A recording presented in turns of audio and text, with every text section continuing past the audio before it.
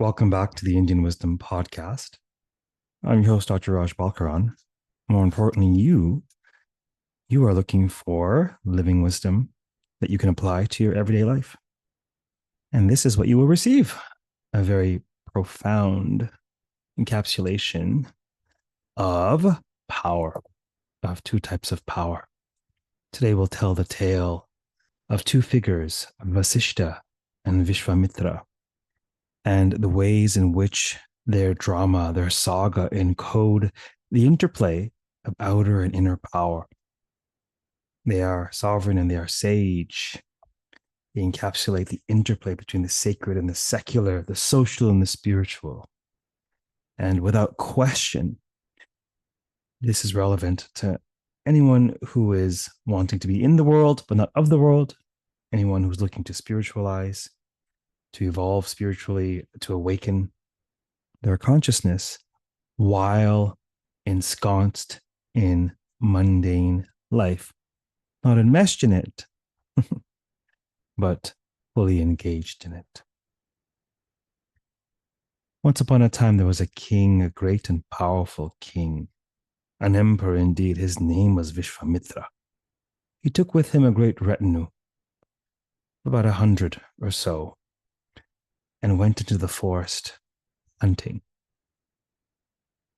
Now, while in the forest, he came across an ashram, a hermitage, where dwelt the forest-dwelling sage Vasiṣṭha, best of sages. Vasiṣṭha was actually one of the original 7 sages of ancient India. He was actually the son of Brahma, the creator himself. He was the greatest and best of sages, versed in Vedic learning, as well as advanced in spiritual attainment. He had perfected the virtues of humility, nonviolence, forgiveness, restraint, compassion, etc. Beyond being an ascetic adept, he was also best of Brahmins, a high priest, and well-versed in social etiquette as well. He understood very clearly the crucial interplay between Brahmanas and Kshatriyas, Brahmanas as holders of spiritual knowledge, and Kshatriyas, warriors, administrators, rulers, holders of social office. Embodying the ancient Sanskrit dictum, the guest is God, Vasiṣṭha, best of sages, graciously greeted the mighty king, shining like the midday sun, by the power of his tapas, by the power of his ascetic practices. The humble sage offered to water and feed the ruler and his entire retinue. Viśvāmitra graciously accepted, not wanting to offend the sage, but not expecting much, for after all, he was, of course, a modest sage living in a modest abode, a single hut in the middle of the woods, befitting one ensconced in a life of devotion and contemplation and tutelage of students, etc., etc. It would be a real feat to feed such a retinue, even for the royal kitchens, much less the modest setting of this single forest-dwelling sage. After taking a bit of time to make the necessary preparation, the Brahmin sage invited the king and his royal retinue into the hermitage.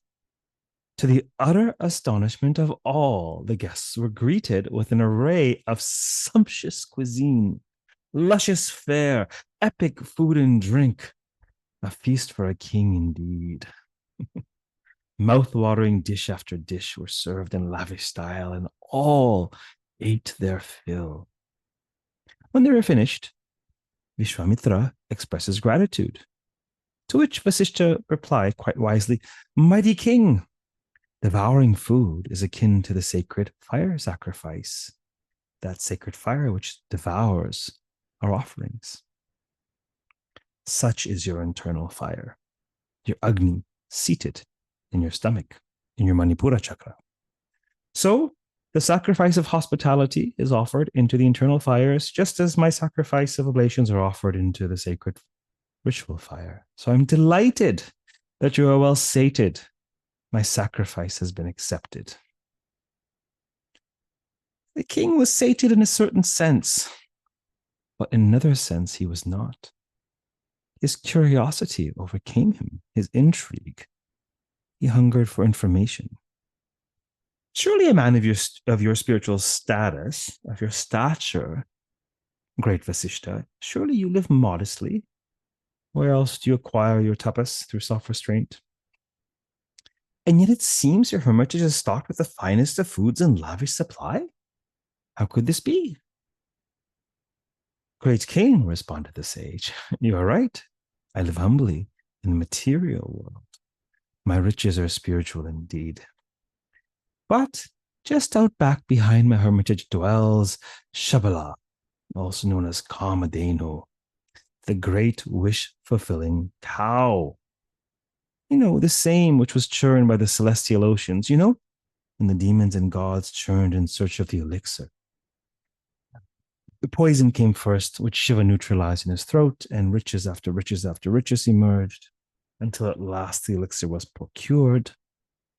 And one such extraordinary spoil of the churning was Shabala, the wish-fulfilling cow, abiding out back in my care.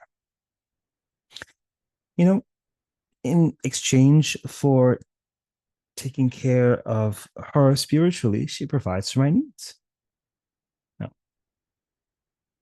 the king had heard the legend of Shabala, the wish-fulfilling cow, thinking it only a tale to be told to children, not realizing that she was quite real. And not only was she real, she was within his own realm. My goodness. Powerful temptation arose in him. Have you ever been tempted by some stimulus of some kind? What tempts you more than other things? Perhaps your temptations are different from your friends. Perhaps some of you are tempted by drink, others not so much. Perhaps you'll happily accompany your friend to the casino where they are tempted by the gambling and you are not so much tempted by the gambling and you drink for free. Perhaps you're both tempted by chocolate cake or not, etc., etc., etc. This vasana, this pattern, this powerful temptation arose in the king. His eyes glazed over as Gollum before the ring. He fantasized. Fantasy has come. He fantasized about what he could do with a wish-fulfilling cow. The might of the one who could possess such a creature. Visions of endless finery, weapons, riches, and treasures began to fill his mind. And although physically full, he began to salivate anew. Gratitude was gone. Devoured by the black hole of the shadow, his desires were casting upon the situation. The soul is a light source, and the ego is an object. And every object before light source casts a shadow. The larger the ego, the larger the shadow. And some shadows are so large they eclipse just about every situation. Yes. Gratitude was eclipsed. Humility was eclipsed. Decency, on the verge of collapse.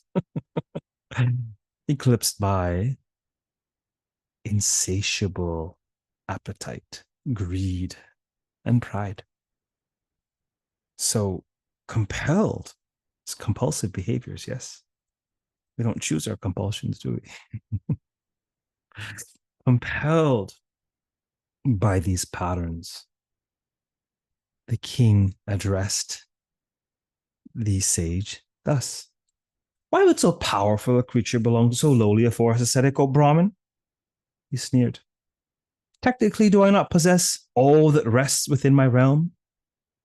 And so is the cow abiding in my realm not technically mine?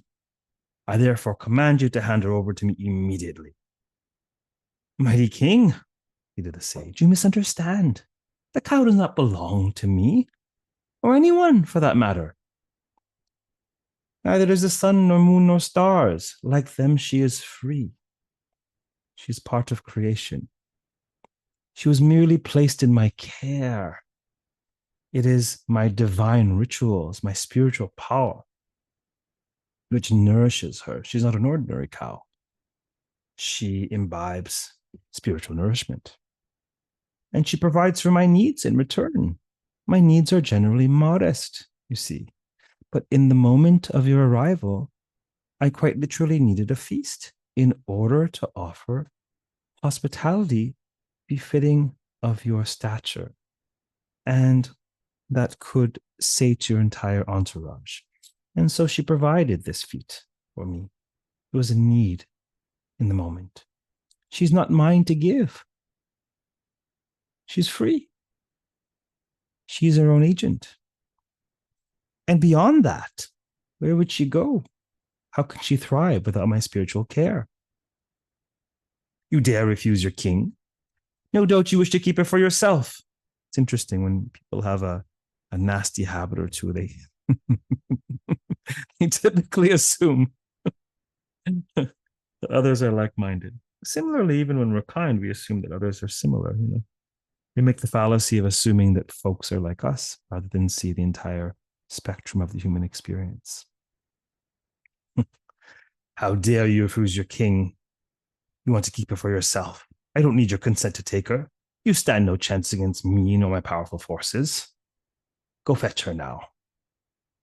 Despondent, dismayed, the sage went off to fetch the wish-fulfilling cow, hunched over with resignation, beaten into submission, as it were, his spirit broken.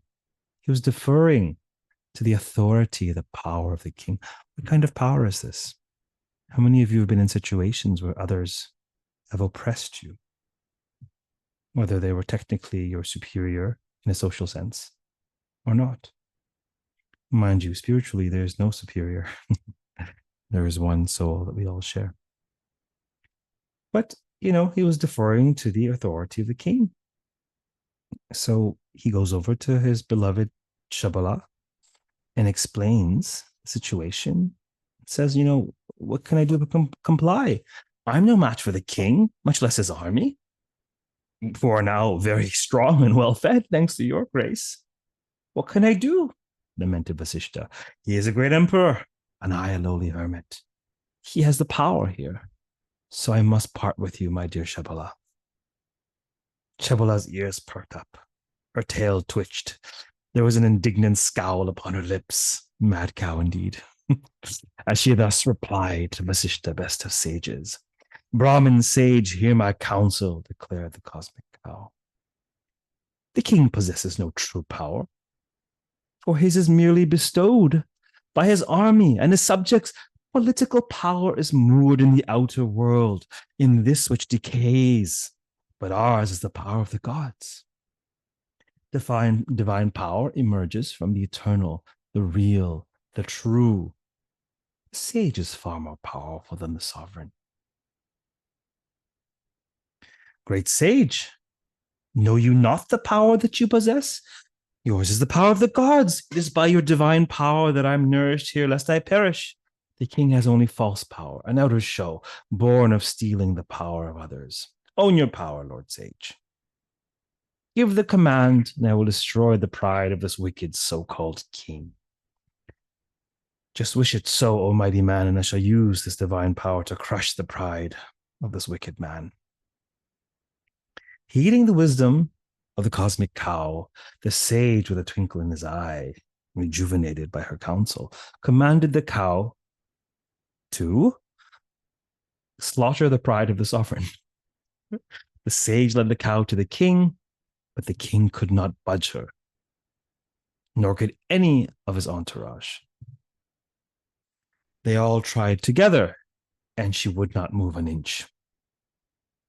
His entire retinue was no match for the poise of the single cosmic cow.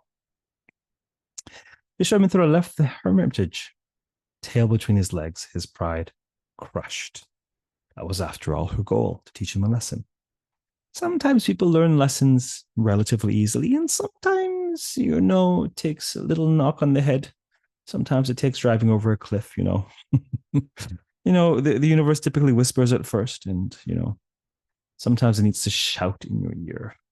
Anyhow, Shabala ends up defeating Viśvāmitra's army, but Viśvāmitra is a king, proud man, who's determined to defeat the sage, and he was determined to own that cow. So what does he do? He consecrates his heir as king of his kingdom and he retires to the forest to undertake penance. He's looking for a blessing.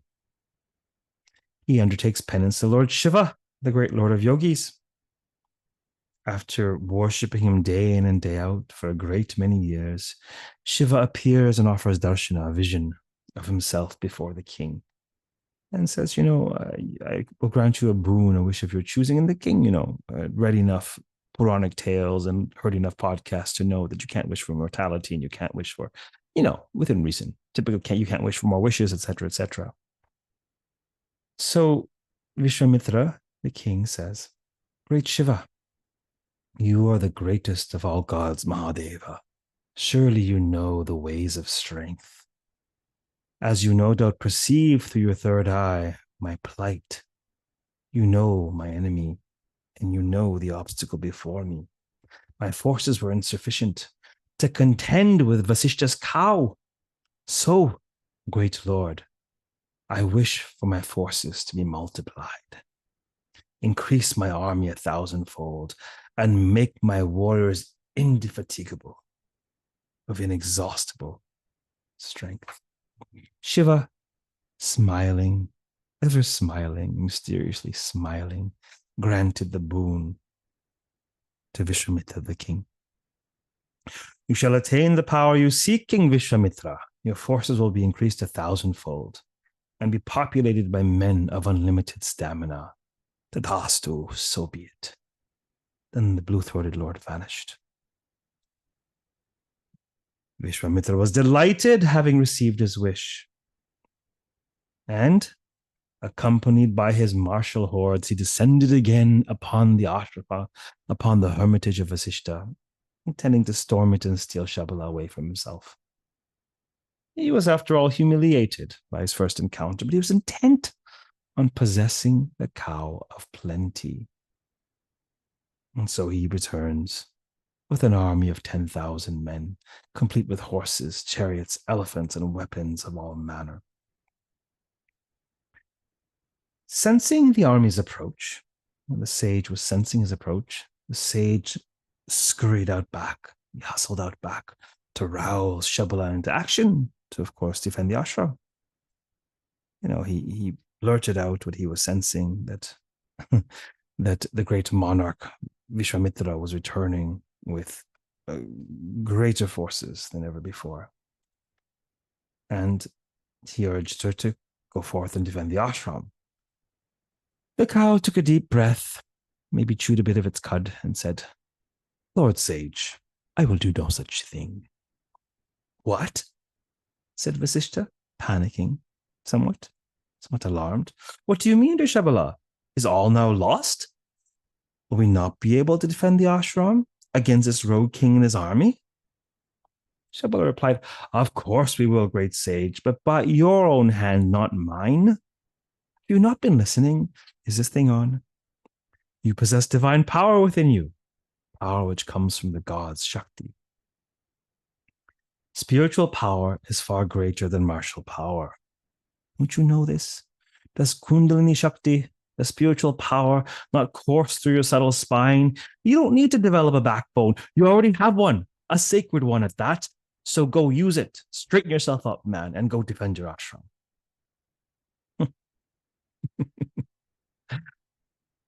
The sage was energized by the words of the cow and filled with righteous wrath. Vasiṣṭha went out to meet the oncoming army at the gate of his ashram. He had nothing more with him than his yogic staff, but he stood tall and faced Viśvāmitra as he arrived at the head of his army. Standing confidently at the head of his formidable army, the puffed-up king commanded, Come forth and face me, you cowardly sage.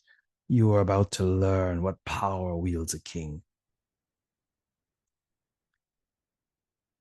Feeble sage, he continued. You think your little cow can withstand the strength of 10,000 men? Before the day is out, I will have her squealing like a pig in meek surrender. then she will see that her rightful place is by the side of a powerful king such as moi, etas and moi. The sage approached, contented, a blaze shining like the midday sun, completely luminous with the energy of his spiritual practices. He recalled how disempowered he felt when the king was last there and how willing he was to give his power away to this tyrannical man. He recalled the wise counsel of his beloved cow, nourished by the divine power of his sacred rituals. The cow had counseled that while a king wields outer social power, a sage wields divine inner power, one sacred, one secular, perhaps. The king's power is born of time and circumstance, and time ravishes even entire empires, such as the rise and fall of kings. But the sage's power is imperishable. Realizing this, remembering this, embodying this wisdom, the sage stood resolute and faced the king. Standing up straight, with the staff at his side, the sage declared, "I do not need my dear Shabala's help. It is by my divine power that she is nourished, and it shall be by that very power that you and this great army are defeated. Behold, I stand before you ready to face you and your army. My fear has been dispelled by discernment. Where there is wisdom, there is no fear, and where there is fear, there is no wisdom. I see clearly now who is more powerful. Let us test the might of your army, shall we? There can be no comparison between mere martial might of an earthly king and the colossal cosmic power of a Brahmana sage. Behold, as I smite you with the power of the gods." The king laughed in Vasiṣṭha's face, disbelieving that the sage could accomplish any such feat. With this, Vasiṣṭha raised his hermit staff to the heavens and was filled with the divine power of the gods, emitting bolts of lightning. He centered himself and summoned all of his inner strength he could muster to wield that divine power. When he was ready, with a single flick of his yogic staff, bolts of energy issued forth. Viśvāmitra's forces were all stunned and fell to the ground. The horses and elephants bolted, maddened by the might of Vasiṣṭha's power. By wielding the divine power, the sage annihilated the king's vast forces with a single stroke of his staff. He then turned his staff to the flabbergasted Viśvāmitra and flicked it once again. A bolt of Shakti, of energy, knocked the king off his horse, off his high horse, as it were, and brought him to his knees. Vasiṣṭha went over to Viśvāmitra. Standing over him, he uttered these words: "The duty of social secular power is to protect spiritual power. It is spiritual power whereby kings are consecrated. When social rulers, when politicians, when kings fail to do so, have regard for higher forces. The gods themselves intervene. The power of a king is brittle, your highness, born of armies and pomp and circumstance. But the divine power of the sage is eternal and far outlives the petty rise and fall of kings." Viśvāmitra retreated, astonished, disoriented, bewildered, even afraid, utterly demoralized. He retreated twice now. He had been brought to his knees by the sage and his cow. With a clouded, bewildered mind, he turned once again to penance to the mighty Shiva. He sat in lotus posture, focused his mind on Shiva's divine form, and chanted Shiva's sacred syllables, his mantra. He went without food and water, and focused only on the Lord. This great penance lasted decades and centuries, indeed 1,000 years. The Lord of Yogis appeared then before him with a knowing smile, pleased by his devotion. And Shiva asked, "Well, great emperor, since the forces with which I blessed you were insufficient to combat the sage, I suppose you now seek an even greater number of forces with which to overcome him? Perhaps 1,000 times? And perhaps with greater size and strength?" But this time the king had been changed by his experiences and his 1,000 years of contemplation and meditation and reflection. He bowed before the Lord and said, "Great Shiva, Lord of yogis, I now know that weapons of this world are no match for yogic power, for spiritual power. For might is material, divinity everlasting." That the issue, you see, the problem in my confrontation with the great sage Vasiṣṭha was not in the quantity of my forces, but in their quality. Through my centuries of meditations upon your divine form, I realize that your own great power comes from within and not without. I no longer wish to conquer Vasiṣṭha. I no longer wish to conquer anyone for that matter. So much of my life, my attention was ensconced in the outer. No, no, no, no, no. It's the wrong direction. I wish to cultivate and establish my inwardness. Rather than conquer anyone, I wish to learn how to conquer myself. My wish is to become a Brahmin sage myself. I wish to know true power. Grant me the divine insight needed to purify my ego and learn life's mysteries. Grant me the power of a sage, great Lord. For this, I sacrifice all of my earthly riches and my status. Sensing Viśvāmitra's sincerity, Shiva granted this most precious of boons. For the first, and perhaps last time in history, a king was transformed into a Brahmin sage. There's so much here if you know how to listen and apply this to your own life and understand that you are a sage and you are a king. You have an outer dimension, you have an inner dimension, right? According to Indic philosophy, actually, the school of Sankhya, one of the six darshanas, it's so prevalent, a school of thought that most other schools imbibe its wisdom. That is the wisdom of the three gunas, this theorization that all creation, all of reality, all that we experience is made up of three overarching modes, gunas. And those modes are sattva, the mode of goodness, lightness, clarity. When you're of sattvic mind, then virtue and wisdom are readily available to you. The mode of rajas, passion, drive, energy, desire, you can say.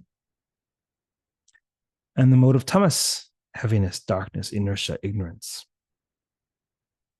So this is not just applicable to innate things, but this is particularly applicable to consciousness itself and modes of consciousness and the ways in which material creation condition consciousness, filter consciousness.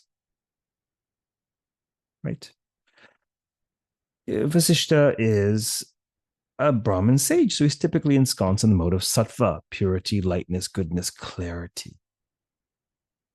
Yes. Viśvāmitra, however, being a king, he's typically ensconced in rajas, passion, drive, desire.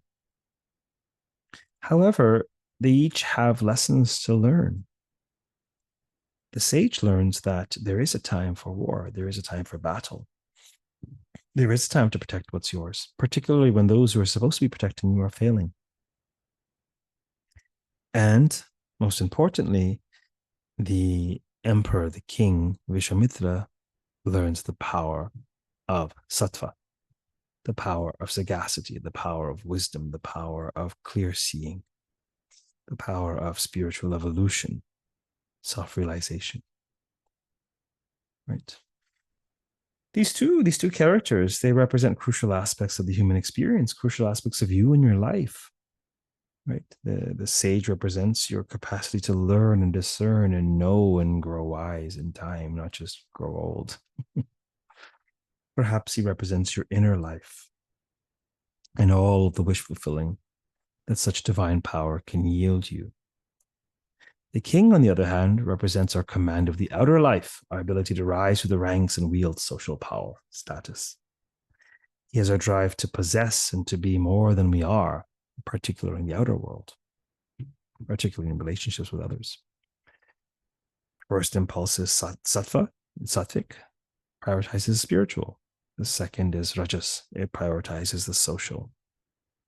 And you are wise to find a way to dovetail the two, but not allow your social navigation to eclipse your spiritual aspiration. Allow your spiritual aspiration to illumine your social navigation. This is the trick.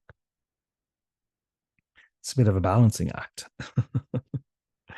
These stories are told for the poses named after these sages, and they're both very difficult balancing acts, these poses, because this state of consciousness that is mythologized by the encounter of sovereign and sage, of Viśvāmitra and Vasiṣṭha, this state of consciousness, perhaps what the Bhagavad Gita calls nishkam karma yoga, desireless action, acting but bereft of rajas.